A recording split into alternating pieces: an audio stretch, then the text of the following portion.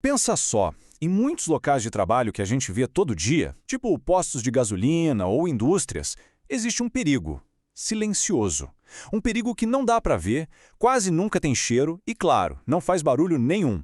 Agora, a gente vai desvendar que ameaça é essa e, mais importante, como se proteger dela. Então a grande questão é, que perigo é esse que está por aí, tão presente, mas que acaba passando totalmente batido na correria do dia a dia? É um risco sério que mexe diretamente com a saúde de milhares de pessoas no trabalho. E a resposta é benzeno.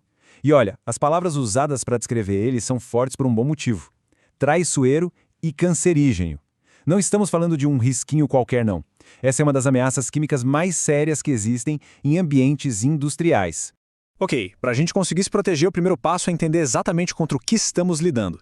Então vamos mergulhar um pouco mais fundo na natureza desse composto químico e entender por que ele é tão perigoso. Bom, aqui está a definição mais técnica. Mas o ponto principal, o que todo mundo precisa guardar, é que o benzeno é classificado como cancerígeno para humanos. O que isso quer dizer? Que existe uma ligação direta, comprovada, entre se expor a ele e desenvolver doenças muito graves, como a leucemia. E o pior, o perigo existe mesmo com exposições que parecem mínimas. E essa frase aqui, nossa, ela captura a essência do problema, né? A gente olha para um lugar de trabalho, tudo parece calmo, tranquilo, e isso engana.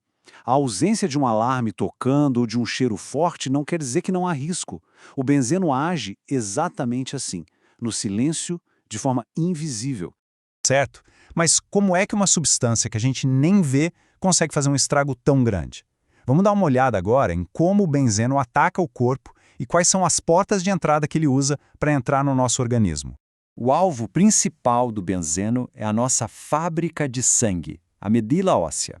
Ele bagunça toda a produção de células sanguíneas e pode, no fim das contas, levar à leucemia. Agora, o mais curioso aqui são os sinais iniciais: náusea, tontura. São coisas que a gente pode confundir com qualquer mal-estar, né? Mas podem ser o primeiro alerta do corpo dizendo: ei, tem algo errado aqui. E isso aqui mostra muito bem como a contaminação acontece. Não é só pela respiração, viu? Muita gente acha que o problema é só o cheiro, mas o contato com a pele é super comum, especialmente para quem trabalha em posto de combustível. E a via oral, que muita gente esquece, só reforça o quanto a higiene é fundamental, como um ato simples de lavar as mãos antes de comer. Diante de uma ameaça tão séria, a pergunta é: qual é a nossa defesa? Felizmente, existe uma regra específica para isso, um verdadeiro escudo de proteção. Vamos conhecer a norma regulamentadora 20, a famosa NR20. É muito importante entender isso aqui. A NR20, principalmente o anexo 4 dela, não é um guia de boas maneiras. Não é sugestão, é lei. Ela define medidas que são obrigatórias, criando um padrão de segurança para proteger todo mundo que trabalha com essa substância. E para não ficar nenhuma dúvida, a norma vale para um grupo bem específico de profissionais. Frentistas, pessoal de indústria química, motoristas de caminhão-tanque.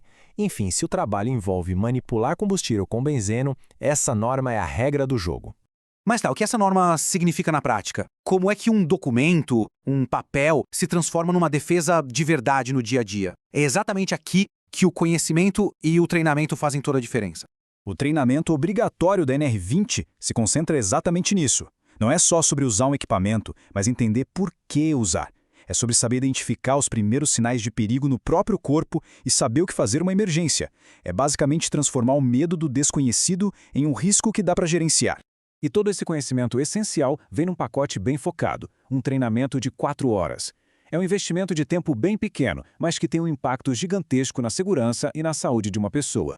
A fonte descreve isso de um jeito genial. É como ter um multigasímetro biológico. Sabe aquele aparelho que mede gases no ar? Então, os exames de sangue fazem algo parecido, mas medindo a exposição dentro do corpo. É pura ciência trabalhando pra gente, detectando o perigo antes mesmo dele se manifestar como uma doença.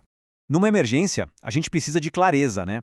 E esse protocolo é exatamente isso, direto ao ponto, com 4 passos essenciais: sair, se limpar, procurar um médico e levar a FISP-Q, a ficha do produto, para ajudar a equipe médica. E, por fim, isolar o local.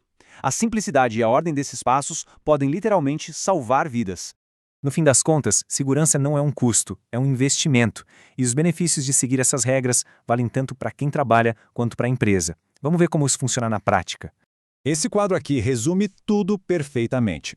Para o profissional, é a proteção da própria vida, da saúde e, claro, uma valorização da carreira.